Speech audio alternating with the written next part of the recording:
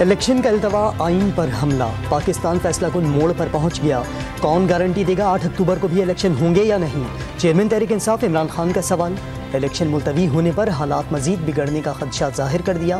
Judicial complex میں اپنے قتل کے منصوبے سے آئی جی اسلام آباد کے آگاہ ہونے کا دعویٰ۔ گرفتاریوں اور چھاپوں کا مقصد خوف پھیلانا قرار۔ تاریخی مہنگائی ہے، لوگوں کے خاموش بیٹھنے کا شکوہ بھی کر دیا۔ صدر عارف الوی نے الیکشن کے التوا آئین کی کھلی خلاف ورزی قرار دے دی۔ حکومت پر عام انتخابات پر عذر ظاہر کرنے کی ہدایت کا شبہ ظاہر کر دیا۔ ایگزیکٹو اتھارٹیز اور سرکاری محکموں نے آئین پر عمل نہیں کیا۔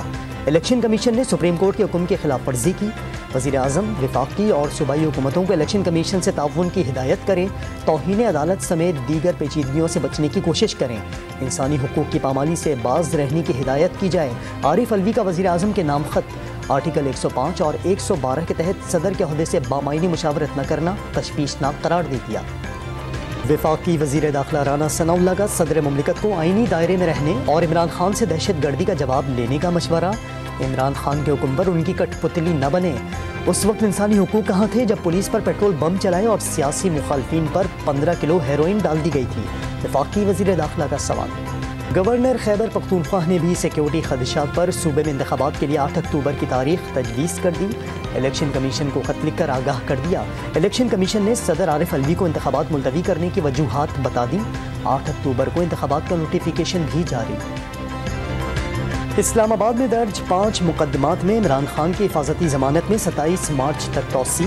عدالت کے حکم پر انسداد دہشت گردی عدالت میں درخواستیں زیر التوا ہونے کا حلف نامہ جمع۔ جھوٹ ثابت ہونے پر توہین عدالت بھی لگ سکتی ہے۔ جسٹس طارق سلیم شیخ کا انتباہ، 18 مارچ کو عدالت پہنچنے پر پتھراؤ اور شیلنگ کی گئی، زندگی خطرے میں تھی، عدالت تک نہیں پہنچ سکا۔ عمران خان کا روسٹم پر آ کر بیان۔ جج دھمکی کیس میں عمران خان کے ناقابل ضمانت وارنٹ قابل ضمانت وارنٹ گرفتاری میں تبدیل، وارنٹ منسوخی کی درخواست ہدایات کے ساتھ نمٹا دی گئی۔ پہلے ٹی20 انٹرنیشنل میں پہلی بال پر افغان بیٹر ابراہیم زردان کا شکار، قومی فاسٹ بالر احسان اللہ ڈیبیو میچ میں پہلی گیند پر وکٹ لینے والے دوسرے پاکستانی بالر بن گئے۔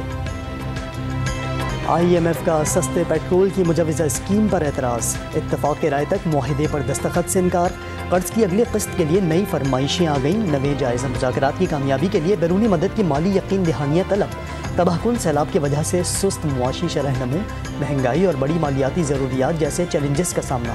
پاکستانی حکام نے فیصلہ کن اقدامات شروع کر دیے، IMF کی بریفنگ۔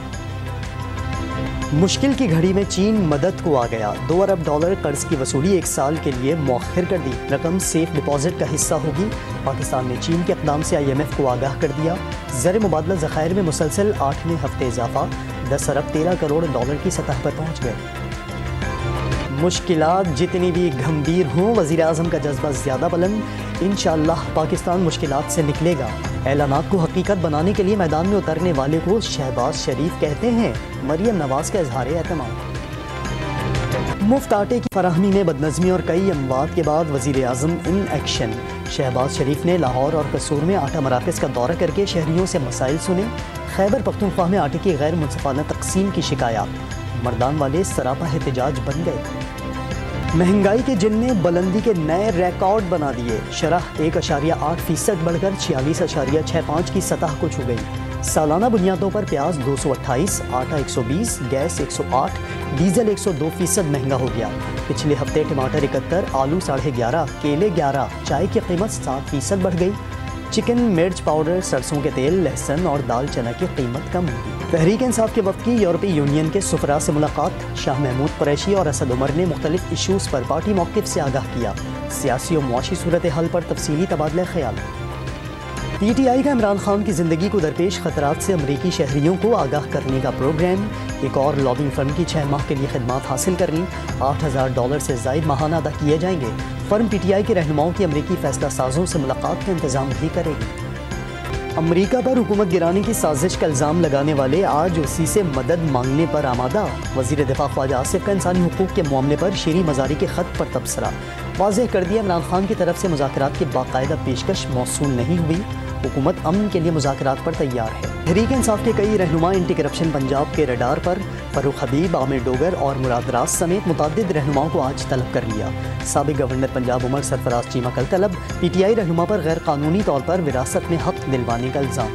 بلوچستان اور پنجاب کے کئی شہروں میں بارشوں نے تباہی مچا دی، چھتیں اور آسمانی بجلی گرنے سے خاتون اور بچی سمیت 6 افراد جاں بحق، 13 زخمی ہو گئے۔ جعفر آباد، صحبت پور اور مانجھی پور، چمن، بشین اور مسلم باغ میں سیلابی رنوں سے کئی علاقوں کا زمینی رابطہ کٹ گیا۔ ملتان، ساہیوال، چنیوٹ، راجن پور اور رجحان میں گندم کی تیار فصل کو نقصان۔ ساہیوال میں ڈی ایچ کیو اسپتال کے وارڈز اور اہنداری میں پانی بھر گیا۔ مری اور ایبٹ آباد میں بارش سے موسم سرد ہو گیا۔ سندھ کے نئے روٹس پر بھی پیپلز الیکٹرک بس سروس چلائی جائے گی۔ یلو لائن پروجیکٹ پر کام جلد شروع ہوگا۔ جام صادق پل کا ٹینڈر 2 مئی تک ایوارڈ کر دیا جائے گا۔ ٹرانسپورٹ منصوبوں پر اجلاس میں اہم فیصلے۔ B R T red line سے متعلق کام کی رفتار پر ہفتہ وار رپورٹ کی طلبی۔ کراچی میں کورونا ایک بار پھر سر اٹھانے لگا، مثبت کیسز کی شرح 36% پر پہنچ گئی۔ 24 گھنٹے میں 69 نئے کیسز رپورٹ، ایک شخص جان کی بازی ہار گیا۔ پاکستان کے انٹرنیشنل ہاکی پلیئر حنان شاہد ایشیا کے بہترین ایمرجنگ پلیئر قرار۔ حنان شاہد سال 2023-24 کے لیے athlete commission of Asian hockey federation کے رکن بھی بن گئے۔ ایشین ہاکی فیڈریشن نے سفیر بھی مقرر کر دیا۔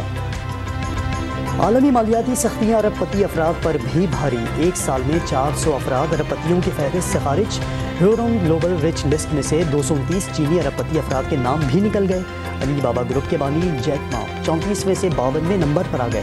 پاکستانی نژاد شاہد خان فہرست میں 297 نمبر پر موجود۔ رمضان المبارک میں عطر کا کاروبار چمک اٹھا۔